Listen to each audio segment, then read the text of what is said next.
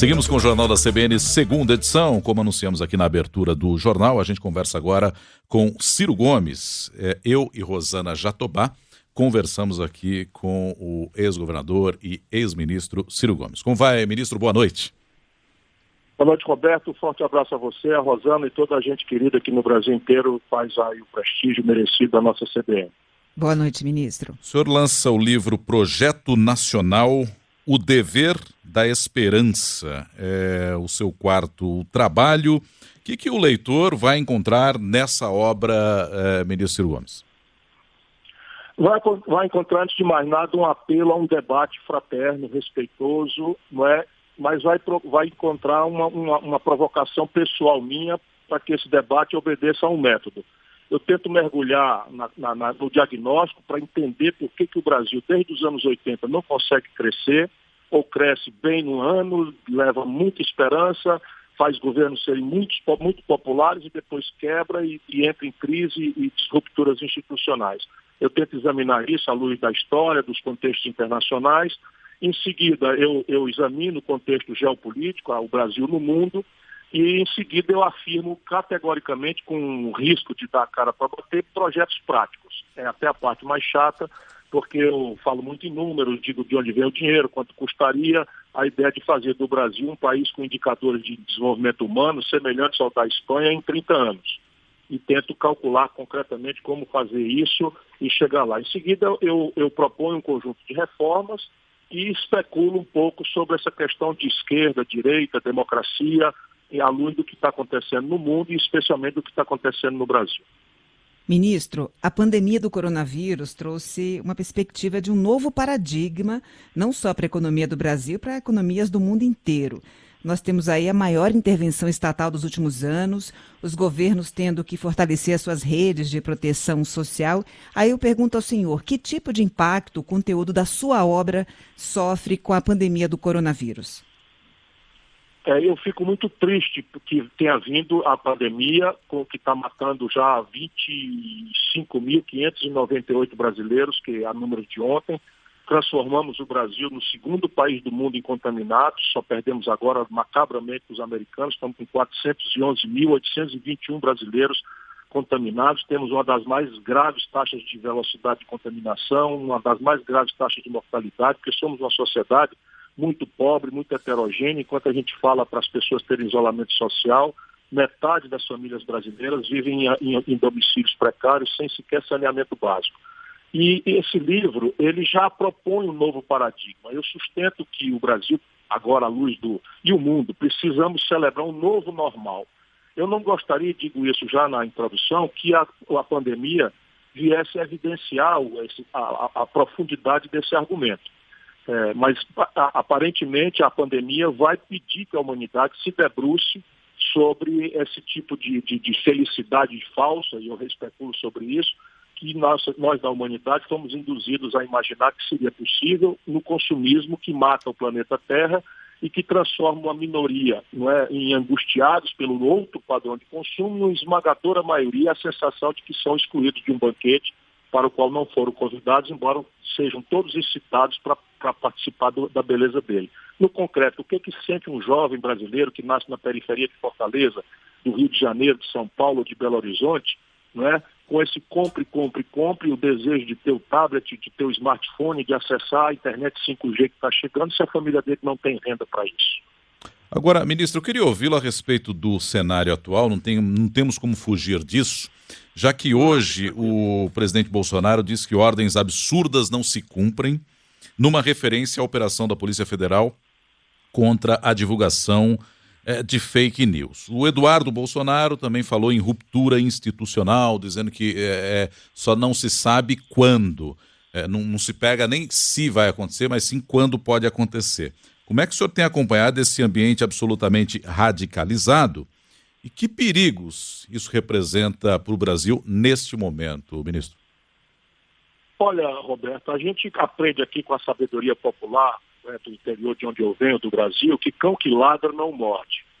E, basicamente, a gente deve entender isto. Essa ameaça, basicamente, é um latido de um cão hidrófobo que está apavorado, acuado, e se a gente der um grito sólido, ele bota o rabinho entre as pernas e corre. Isso não está minimizando a tentativa. Na cabeça do Bolsonaro, ele está vendo as investigações do Ministério Público do Rio de Janeiro, as investigações do Supremo Tribunal Federal, as investigações da Polícia Federal no inquérito das fake news. E são 3 grandes aproximações que tem já claramente, para nós que temos informação um pouco mais consistente, fora pelas interlocuções que se tem, eu tenho 40 anos de relacionamento no Brasil, a evidência do envolvimento dos filhos do Bolsonaro, da família dele, da esposa dele recebendo o dinheiro do Queiroz e das constrangedoras, e essas eu não tenho muita informação, mas são absolutamente constrangedoras conexões com as milícias do Rio de Janeiro, portanto com o banditismo mais perigoso.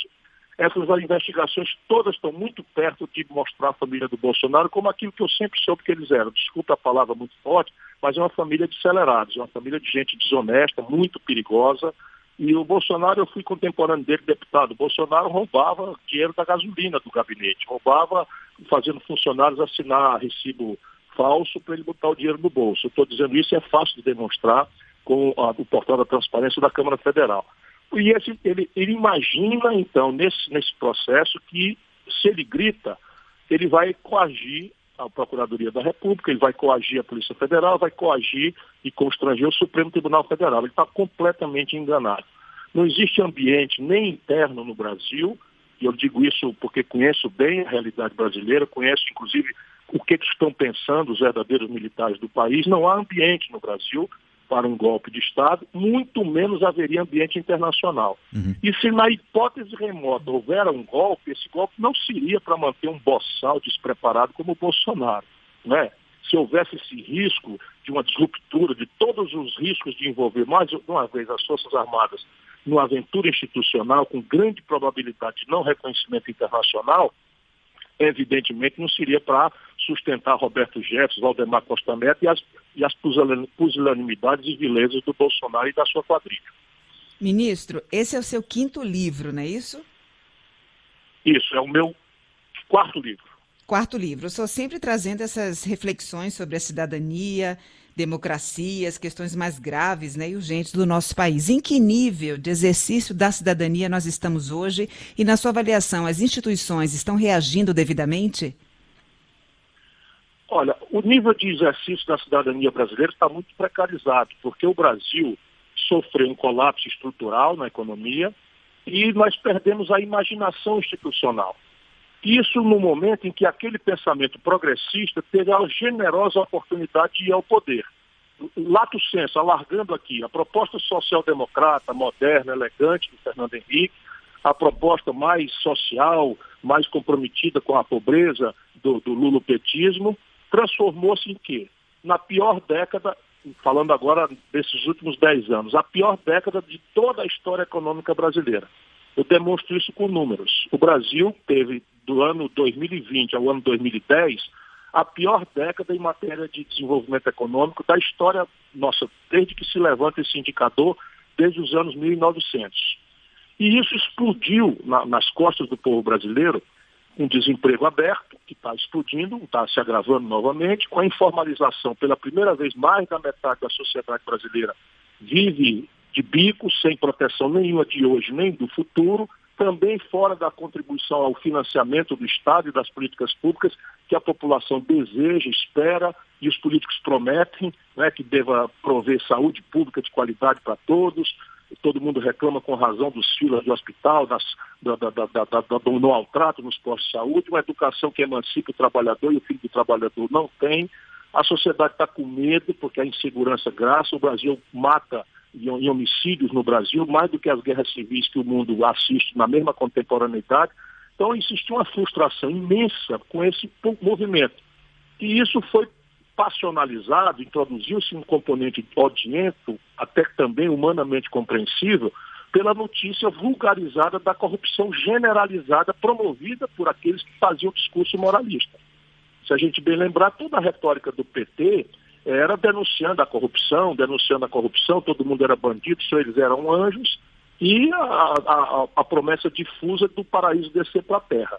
Isso não é um fenômeno só brasileiro. Aconteceu também com a esquerda velha da Europa, que engoliu com casca e tudo, perdeu perplexamente o ideário com a morte do marxismo-leninismo, a queda do Muro de Berlim, e aceitou, então, o neoliberalismo como ideia única, como fim da história, imaginando que podia dourar a pílula, humanizar o caminho. E deu-se num fracasso imenso, e a ultradireita xenófoba, agressiva, não é, estressada pela onda migratória, fim da Europa, e acaba isso refletindo no Brasil e na América Latina como um todo.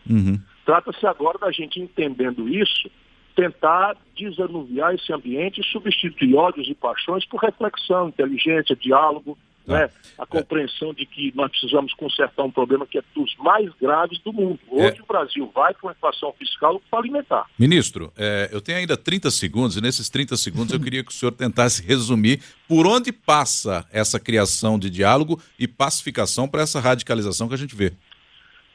Ideia, exemplo e militância. Nós não podemos discutir mais salvadores da pátria, eles não existem. Culto à personalidade nunca teve para a nação ninguém caminho que preste nada. Nós temos que botar uma ideia na mesa, discutir a partir de hoje quais são as interdições, de onde vem o dinheiro, quanto custa, qual é o país que queremos, como estamos, quando vamos para lá, quem faz o quê, com qual prazo, com supervisão, avaliação e controle. Isso é a proposta do livro.